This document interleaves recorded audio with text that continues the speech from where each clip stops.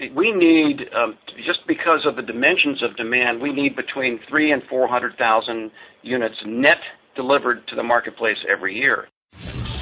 Welcome. This is the Lifetime Cash Flow Through Real Estate Investing podcast. This is where you'll learn strategies to help you achieve lifetime financial freedom through real estate investment. Your host, Rod Khleif, has owned over 2,000 homes and apartments, and he brings experts in all aspects of real estate investment and management onto the show. Now, here's your host, Rod Khleif. Hey guys, before we start, I want to mention a couple of quick things. First being, if you like what you hear, subscribe to us on iTunes. And also, most importantly, I really want to hear what you think. If you have comments or questions or even suggestions for guests or topics you'd like to hear on the show, please let me know. You can email me directly at rod@rodkhleif.com. That's rod at rodkhleif.com. I'd love to hear from you. All right, let's get this party started. Our guest today is a real heavyweight in the multifamily industry. His name is Doug Bibby, and he's the president of the National Multifamily Housing Council. It's a large organization with over 1,100 firms that are involved in the multifamily industry. And, under his leadership, they get a lot done on Capitol Hill. They lobby and they promote research and exchange of information, and they advocate for this industry. And prior to being with the National Multifamily Housing Council, Bob spent 16 years as a senior officer with Fannie Mae. In fact, he was part of the top management team that's credited with the fantastic turnaround they had there that was chronicled in Jim Collins' book, Good to Great. Doug, we're very honored to have you on the show today. Thanks, Rod. Appreciate being here. Yeah. So let's get right into it. What makes apartments a strong investment today compared to other real estate? Well, I think people have a much greater appreciation for the risk-adjusted returns that flow from apartments. I think when I took this job about 15 years ago, there was much less understanding at all levels. And to give you an example, the risk premium that was attached to multifamily versus other asset classes like retail and office was between 250 and 300 basis points, or 2.5 to 3% percentage points. And today, I think we have interest from all over the world in our sector, I think, which speaks to people's greater understanding that the asset class produces very consistent, predictable returns and throughout the cycles. So what can you tell us about the current state of the multifamily industry? Well, it's been very healthy. We did not overbuild during the bubble years, and then during the recession, no one could get financing. So we're still catching up with the demand in the marketplace. We picked up about 9 million renters since the recession. So it's trying to keep up with demand, which is coming from not just millennials, but it's also coming from downsizing baby boomers and still strong immigration coming into this country. So it's really getting supply to meet up with demand, and we're still catching up. Okay. I see a lot of apartments going up in my community, and I hear it's the same all over the country. Are they meeting the demand? Do you think they're close to exceeding the demand, or do you think there's still room for more growth with new construction? Well, let me put it in perspective for you. We need, just because of the dimensions of demand, we need between 300,000 and 400,000 units net delivered to the marketplace every year. We lose an estimated 125,000 units a year, mostly at the very low end of the marketplace, to obsolescence and demolition and other uses. So, you've got to be producing, as I said, you've got to be starting in the high 300s to 400,000 units a year and delivering well over 300,000. Last year was the first year that we got delivered even close to that, and the starts estimated for this year are going to be around 375 to 400,000, which is very strong. But we are not in jeopardy of overproducing anywhere, in my estimation. There are a couple of sub-markets in selected markets across the country where you're beginning to see a lot of properties coming on. But overall, nationally speaking, the stock is still woefully behind. Okay. And how is rent growth? Is it trending up? What can you how can you speak to? It's been on a very strong pace for the past I think 16 or 17 quarters or more of at least 4% growth. But I think it is moderating because of what we just talked about. You're getting more supply coming on the market, and that by definition, your economics 101, sure. Is going to moderate rents. But they're still strong. And I see it perhaps backing up a little bit this year, but still strong. Okay. Now, obviously, you've got huge insights into the different pockets of the country. What markets do you feel? You mentioned there are a couple markets that could be reaching saturation. Could you tell us what those markets are? Well, I think. Washington, D.C. is kind of held up as the poster child, okay. but it is a market that is going through a tremendous diversification, and it is a very sought-after market. Politicians who leave office never leave. They just go to business here. And we have outstanding academic institutions from George Washington, Georgetown, and so on. And those are magnets for young talent. And so, I think there's still room for growth here. There are some who are concerned about it. There are some who are concerned about Houston, mostly because of the price of oil. But there are a lot of units being delivered in Texas, for example, in Dallas and Houston and Austin in particular. But Texas also leads the country in job growth. So there are 6 or 7 jobs coming onto the market for every unit being delivered. I don't worry about those situations. I worry about if there's 2 jobs for every apartment coming on. That is a worrisome situation, but I don't see that happening anywhere in the country. Wow. Well, that's quite a statement. So there's opportunity throughout the country. Are there markets that have more vacancies than others that are that pop to the top of mind for you? I think there are still markets that are recovering from speculation. Phoenix and Las Vegas are 2 that come to mind. That were just there was a lot of speculative building going on out there, and so they're a little bit. But even there, even Detroit has tight vacancies right now. So really, yes, wow. And Cleveland is going through incredible diversification and revitalization of their downtown area, and they're going to be hosting the Republican convention this coming summer. So anywhere you look, you're seeing a lot of downtown revitalization and interest in investment income coming into those downtown areas. Well, that surprises me about Detroit. I know they've got, they've got a lot of things happening there, but I didn't realize that their vacancies were down. Yeah, and there's some surprisingly strong submarkets there as well. I mean, I'm not saying it's out of the woods by any stretch of the imagination, but the Dan Gilberts of the world, the head of Quicken Loans, has been investing very heavily in the downtown core markets.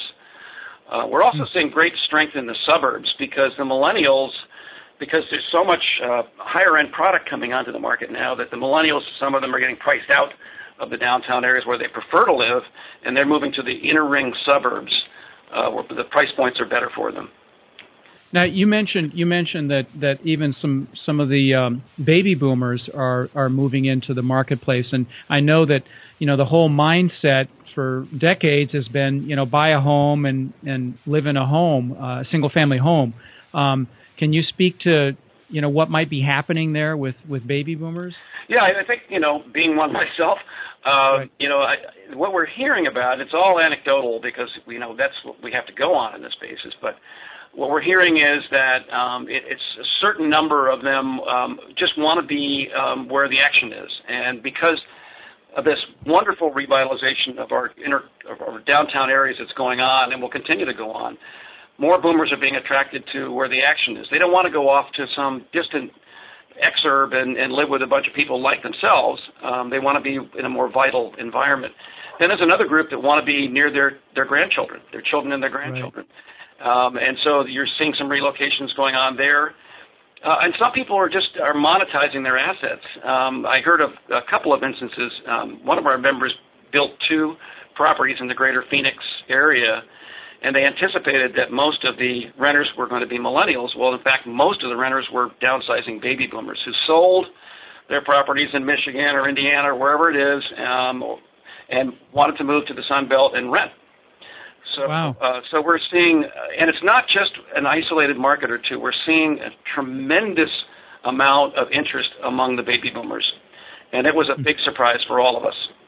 Yeah, that surprises me as well. That so they're just cashing, they're putting their money in the bank or in investments and renting instead of buying. Right, it gives them more flexibility. Yeah, and some of them are renting to be near their kids and grandchildren. Sure. Yeah. You know, a lot of people are talking about an upcoming correction. What are your thoughts on that? Well, yeah, I've been hearing it too. This is a longer recovery period that is typical. Mm-hmm. And yet, if you look at the dynamics in the marketplace, the cost of financing, the availability of financing, the demand side of the equation, the amount of capital coming into the sector, and the fact that job growth, we're now, some economists are saying we're now at full employment. And if we see more income growth going forward, the fundamentals are strong. Right. So, you can say it's along in the cycle, but tell me where the fundamentals are weak, and then let me get worried about that. But right now, the fundamentals are so strong. I see, I think we're going to have a good year in 2016. Okay. Yeah. You're absolutely right. I mean, the rates are fantastic for people wanting to get into this space right now or buy additional properties, assets. Yeah, so, there's no shortage of capital. Equity investors or debt providers wanting to participate. Right. So go ahead. Go ahead. I'm sorry. No, please continue. No, I was just going to say that we are a unique multifamily marketplace in the world. There is no other country that has it structured the way we do, where we're able to bring in capital from all over the world. And so we have the Canadians, the Chinese, the Norwegians, the Australians, the Israelis, and on and on and on, who are parking their money here and investing in real estate, investing in multifamily in particular. Right. As a group, what are some of the challenges that you recognize as with your organization that apartment owners and operators are facing in this marketplace? I think the biggest challenge that we face is the gap in the number of affordable units that are available to the public and those that need them. It's across the country, and there are some markets like New York and San Francisco where it's very, very big problem. Right. And to me, that's the problem we've got to solve, working together as private participants and with public sector entities. We've got to try to figure out how to work together to get more units that are affordable to people in middle incomes and lower incomes. That, to me, is a number one challenge that we face. We're seeing another challenge that's coming out of the regulatory environment. You're familiar with Basel III and also these high volatility real estate lending strictures that are out there. And what we're seeing very, very recently is a pullback in the lending community for construction lending. And so we're watching very, very carefully to see what dimensions that will take. Do you think that's a thought process that they're thinking that because of all the construction that maybe there's some saturation? Do you think that's contributing to that, or is it something else? By the way, I have no idea what you just said about Basel III. I'm totally ignorant. There are new banking regulations on the capital that you must hold against certain types of assets. I see. It's an international standard, but it applies to the United States lending institutions as well. Oh, so it could be regulatory then. That's causing it is. I think it's a combination of, in my view, ill-informed reaction to are we overbuilding, but there probably are some there. But I think it's more of a regulatory issue right now. Is sort of and then there was not wanting to have too many loans with one particular customer, for example. So we're finding our members are shopping are shopping their business more widely than they used to. Okay. So are there any opportunities in the affordable housing space? I mean, obviously the construction sounds like there could be a pullback in construction financing, but are there value add or is that a market that maybe someone that's looking to get into the business or grow in the business can capitalize on? Absolutely. I think that's the sweet spot of opportunity, and let me tell you why. We built a huge number of basically tax incentivized apartments in the late 70s through the mid 80s until the Tax Reform Act came out in 86. And so the stock in this country is older. 52% of the units that are out there are at least 30 years old. And my view is we have a great opportunity to make sure that stock is both preserved and then rehabilitated so that it can be used more broadly for renters. And so in every market, there are opportunities for people to either convert. I was just reading this morning about a converted industrial facility that's been converted to apartments. There's one in New York. It was that was converted from an office building into apartments. So adaptive reuse, taking older assets and converting them or sprucing them up to make sure they're still usable for the price points that are desired out there. Lots of opportunity, in my view. I agree. So when we're talking about sprucing up, what are some of the amenities that people like the millennials like versus maybe the baby boomers? Do you know any statistics there? Well, yeah. I mean, I think what we're again, everything's anecdotal at this point. Sure. We don't have any longitudinal research that tell us these things, but. Okay. With the millennials, they don't have as many things as the boomers have. We boomers have accumulated all kinds of stuff over our lives, and we need more storage space, and the millennials don't. I mean, they're much more into renting anything they want to rent. They'll go on Airbnb to rent a place. They'll rent Uber. They'll call Uber. They'll rent zip cars. They'll rent wedding dresses. They don't accumulate, and so they don't have as much requirement for space, but they want connectivity.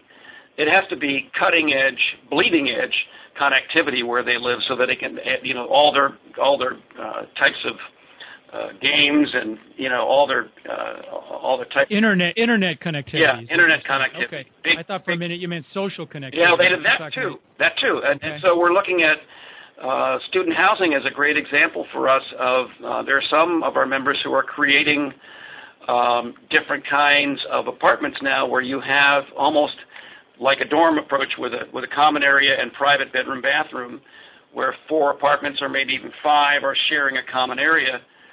So they have their time together, they cook and they watch movies or whatever they want to do together, and then they have their own private rooms and baths. Yeah, my daughter actually was in one just like that in Tampa, so I know exactly what you're talking about. That to me, I mean, we're learning from student housing on that as an example. Yeah. That might actually work well for assisted living. But anyway, it might. And as a matter of fact, that's what's happening in that environment as well. But also, the price point for the millennials is much better in that environment. You're almost back to do in college is rent by the bed. And so that's one example. Yeah, that can be very lucrative for an operator. Yep. So you mentioned Airbnb. Is that having an impact on our industry? Yes, it is. It's hard to say. There are some localities that want to clamp down on that. There are some who are evicting residents if they're not following their lease. There are others who are trying to figure out. Can they work with Airbnb? The hotel industry is up in arms about it. Sure. And so it is a violation of the lease. And so will we see a different kind of lease produced in the future? I don't know. Right now, we're watching it very carefully. Yeah. It's one of those things that turns things on its ear. Yep. Shifting gears a little bit, what advice would you give an investor? This is a very global question, but I'd love to hear what your thoughts are. What advice would you give an investor looking to get started in investing in it's it's a very lucrative field if you do it right. And so what I would do, there's no substitute for homework, first of all. Right. Is studying the neighborhood and the adjacent neighborhoods. What are the patterns of development going on? What sort of public investment is being made there? What sort of private investment is being made there? And then there's also, but if it's, for example, but also there's no substitute for just kicking the tires. If you're approached by a crowdfunding source saying, I'd like you to invest in in this apartment building in our neighborhood, and you don't go out and kick that tire, you're making a big mistake. You need to know what that asset looks like, when it was built, what condition it's in, is it wired, is it not wired. A lot of these older buildings really require quite some effort in retrofitting. And so, what are the requirements to bring it up to really the speed and to code? Those kind of questions. So I would say, number one, do your homework. Number two, kick the tires. Make sure you really understand the asset opportunity. So this may be a difficult question to answer because there's so many, so many things that could be affected, but are there any particular apartment renovations that you feel like offer the best ROI for an operator? I think it depends on the target audience that you're going after. Okay. If you're going after millennials, as I said before, you have to have that building as wired and connected as you possibly can. Okay. There are both mandatory and discretionary retrofits you have to go through, basically. So sure. In some areas where there are energy efficiency mandates you have to follow. So that means if you touch anything, you've got to bring it up to these energy efficient mandates. Yeah. Okay. And particularly if you're building up to, for sure. Oh, sure. That's sort of.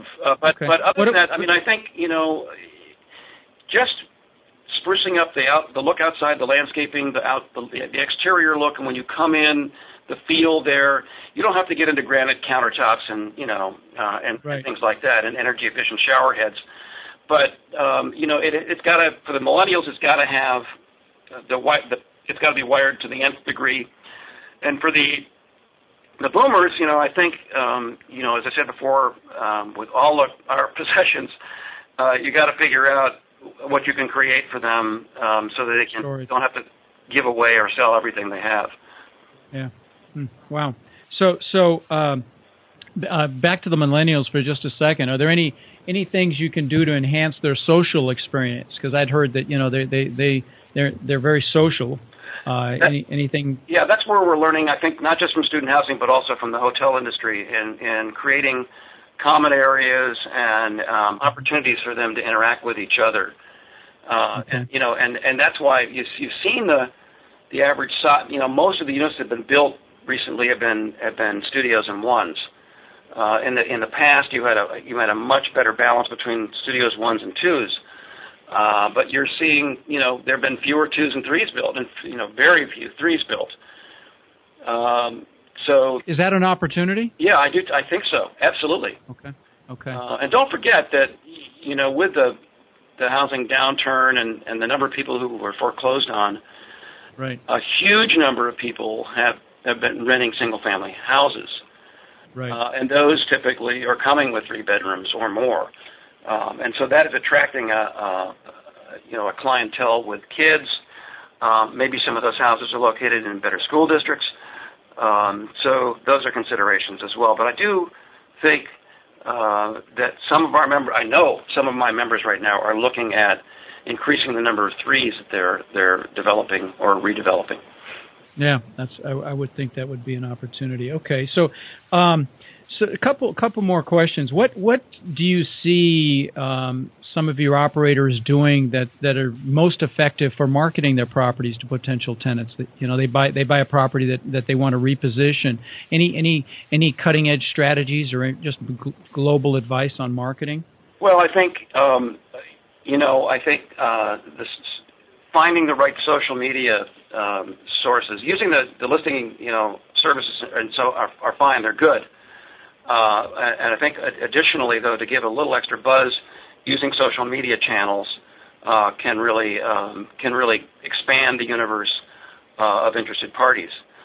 I found any better than others, or? That's a slippery slope for me. Okay, fair enough. That was a boomer response right there. You're okay, right. All right. Exactly. Okay. One last question, really. What are the best strategies that you've seen to retain tenants, or what advice would you give an operator for, because it's so important to keep your tenants, because turnover is just such a huge expense. It kills your NOI. So retaining tenants. So speak to retaining tenants. Well, I think it's always a challenge because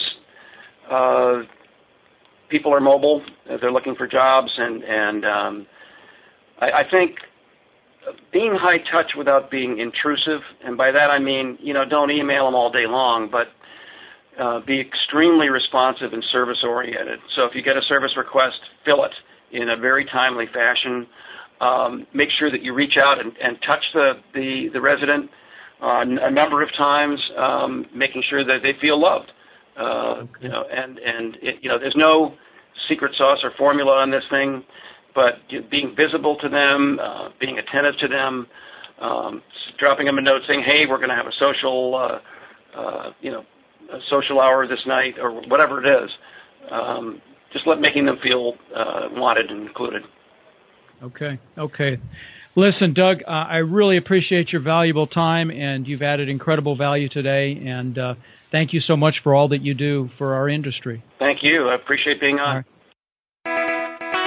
Thank you for listening to the Lifetime Cash Flow Through Real Estate Investing podcast. If you've enjoyed the show, please subscribe, and then take a moment to visit iTunes and leave a 5-star rating and review. For more resources to connect with us further, please visit our website at lifetimecashflowpodcast.com. Tune in next week for our next show.